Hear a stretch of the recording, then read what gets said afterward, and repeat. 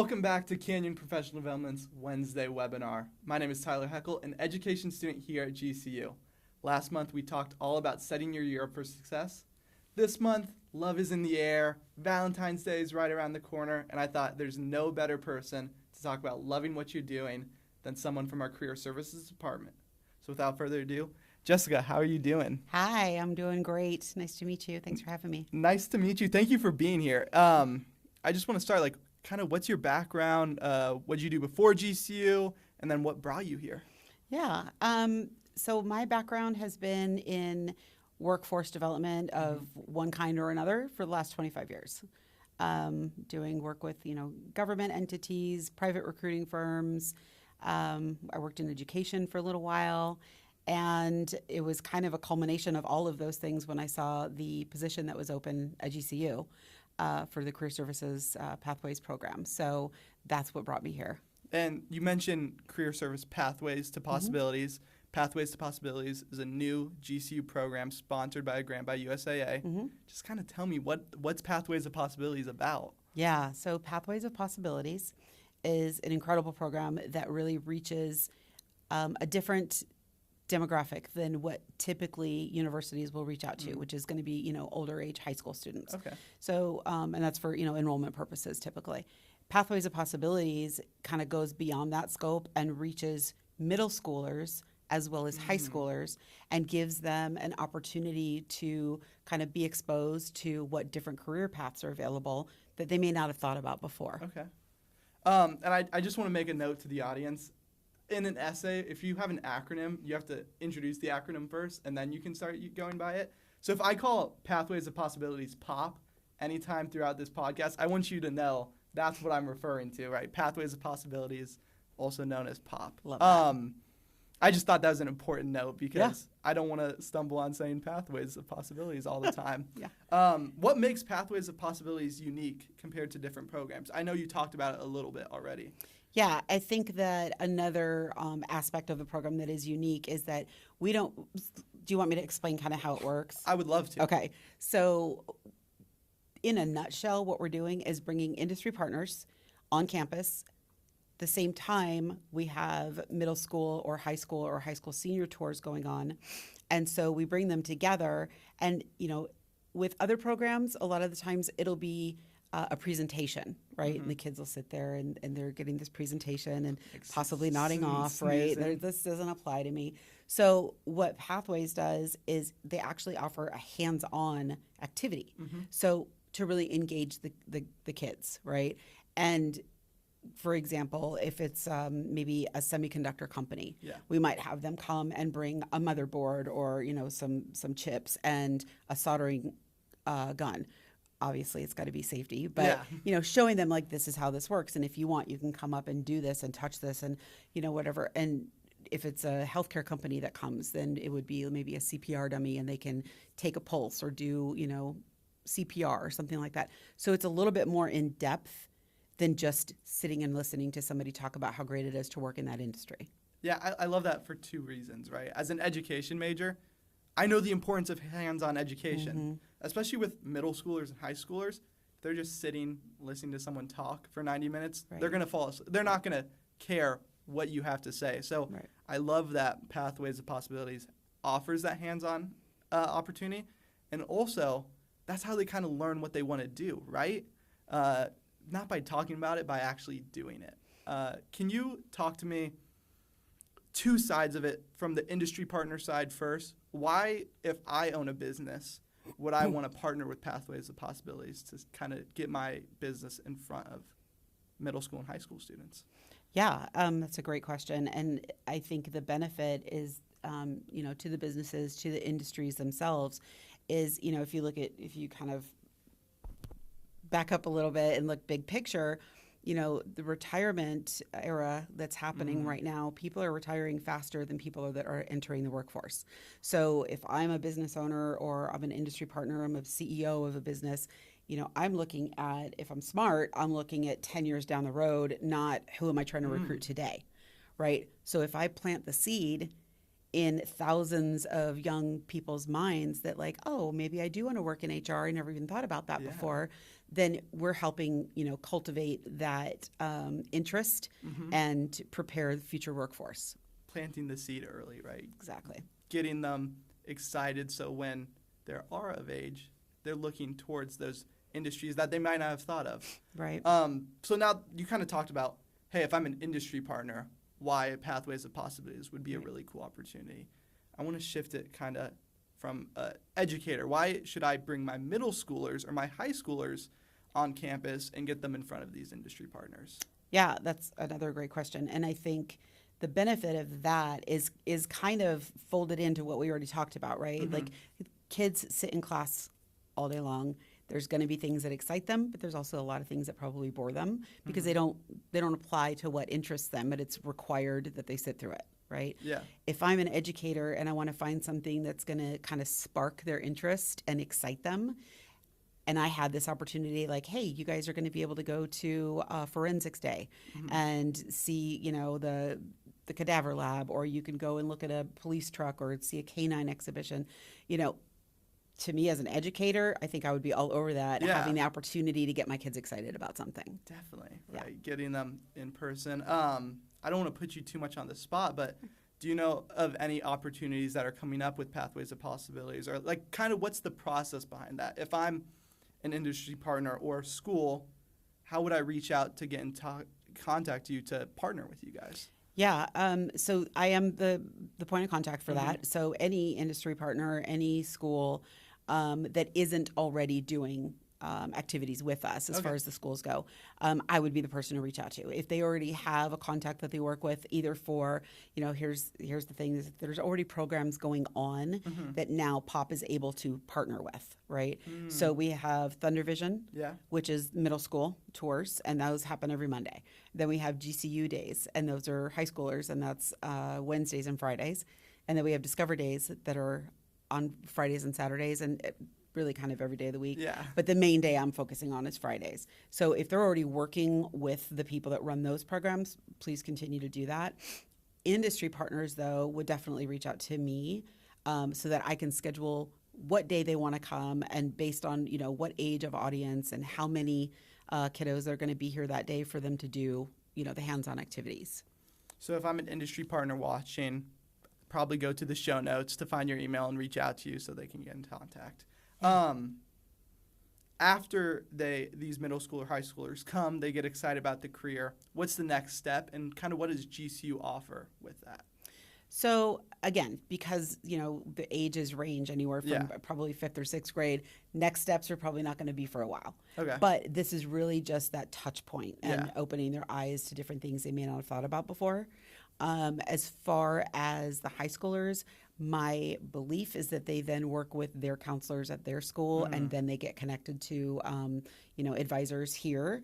Because if these career paths line up with what GCU offers, as far as, the educational path to get to that career, then obviously that's where we're going to work together to get those kids the opportunity to enroll in school and then, go after that career, that degree if they need it, or if it's a, trades and construction type of career, then we give them the opportunity to start, and then they go into an apprenticeship from there. Yeah, so you talked about it a little bit. Largely speaking, do all the industry partners that come on campus have an education pathway with GCU? I believe there's 11 that we're focusing on. Sweet. That are the career paths. There's 11 different ones, and that does include construction and trades. Awesome. And then what would you say is kind of the benefit of getting them involved so early? Like, is there a positive side to get middle schoolers or industry partners in front of these middle schoolers? Sure. I think that, when you're in middle school, I think everybody asks you, well, what do you want to be when you grow up? Yeah. And, the standard answer is usually a doctor, a lawyer, a nurse, an astronaut, a paleontologist, something that they're fairly common standard answers. But not everybody has that desire. And then when they don't, and they're not being shown all these different opportunities for different career paths, they're kind of left to their own devices. So I think it is a huge benefit at an early age to show them, like, oh, you like working with your hands? here, let's do this activity, see if you can make this light bulb come on, and they might be like, oh my gosh, I made it work. Yeah. And when you're in fifth grade or sixth grade, that it is kind of a big deal to be like, oh my gosh, I accomplished something that I had never even considered before. So I think the benefit is really opening their eyes to so many different opportunities that they had never even considered. I love that so much. And even the part that you talked about, like, hey, they kind of build confidence from this. Like, if I'm a fifth grader and I can use a soldering tool or make a light bulb turn on, like, that's an awesome experience. Yeah. Even if my career path isn't going to be an electrician or someone who works with those tools, that is still such a cool opportunity that you're providing that I don't think I'll ever get a chance in my lifetime to solder or like have that often available. So that's so cool that you're providing those awesome experiences. I want to turn the page a little more to the loving what you do side. Obviously, I like to consider you an expert on careers. You work for Career Services. What's one piece of advice that you would give to young people about finding and loving what they do? Yeah, that's such a great question because I think people fall into careers that they would have never expected, and then they stay in it because they feel it's out of necessity or desperation almost, right? So I think that if you can identify something while you're young that really makes you happy and, excites you, then I would recommend ask questions. Okay. Ask your teachers, ask your guidance counselor, ask your principal, ask your parents friends. If they have jobs that you think are kind of cool and you want to know more about, don't just sit there and I know at that age sometimes it's really easy to sit there and be too cool for school, and you don't want to ask a question that shows that you're excited about something. But if you think about it, that it really is your own future and you're taking your future into your hands, the earlier you can do that, the earlier you would learn what it takes to continue to do something that makes you happy versus taking a job later because you have to. Yeah, like the more prepared you are, like the earlier you can figure out, then you can get rooted in that career that you're super passionate about. Yeah. We do something on the show. It's called 3 Tips in a Tool. Okay. You gave us one tip already, which I love. It's ask questions. I think that's so important, and that's so important in the educational process. You don't learn by just listening. You have to ask questions and get involved. Off the top of your head, do you have 2 other tips that you could maybe provide? If not, I know I'm putting you on the spot here. You are putting me on the spot, Tyler. But actually I do have another tip, and I think that I've seen this with my son, and actually that's what just made me think of this one, is surround yourself with other people that have good goals. I like that. I always think that it's either, guilt by association or success by association. And when you make good choices at a young age and you surround yourself with people that also have goals, I think that everybody lifts each other up that way. So that would be a tip. I just got to say, you are providing all the correct sound bites.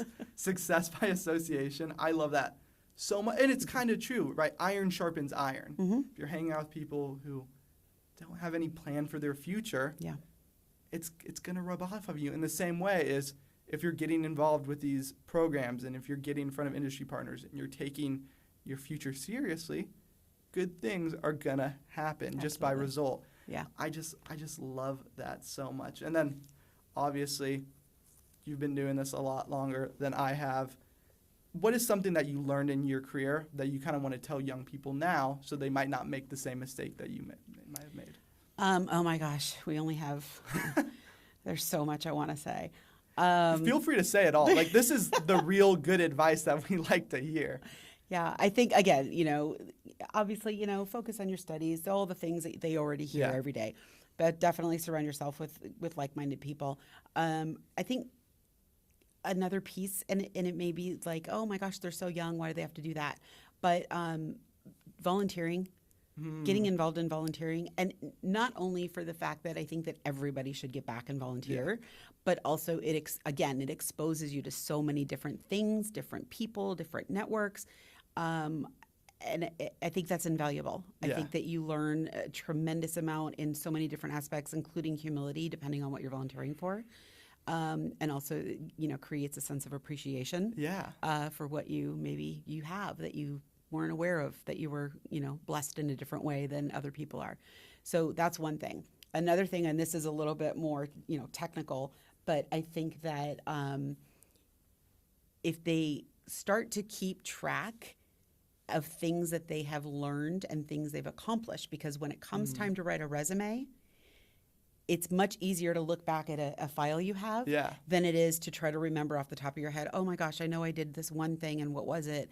But if you have it all in one place, I always call it a living document. Yeah. Continue to add. Like today, I'm doing a podcast. I'm going to put that in my living document because when I want my resume to be ready for another, opportunity, then it's already ready to go. So those are just a couple of things. You are giving me all the amazing answers. Volunteering is something that I'm hugely passionate on. And just aside from it being super good for your community, it's a great thing to give back. It's also good for a resume. Sure.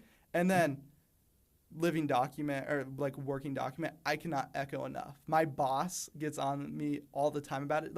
Hey, you need a working resume. Hey, you need a living document. Anytime you do something cool, put it down there. So when you're looking for a job, slide that across the table. Hey, look at all the cool things I've been doing. Absolutely.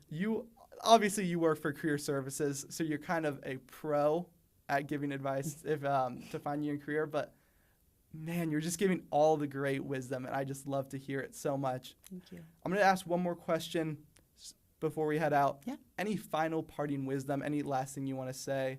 Super open-ended, I know. Just anything to leave the listeners on a positive note. Yeah, I think that, the pitch, obviously, if you're an industry partner, I'd love to hear from you. Yeah. I would love to see if we can, make time for a phone call and see where you're able to fit in with what we're doing already. The other thing is that if you're a student that's not sure what your future plans are, just always be open. You never, ever know that, something might happen one day and you're like, oh my gosh, that actually seems kind of cool. Be open to it, learn more about it, explore it, and don't shy away from something that excites you.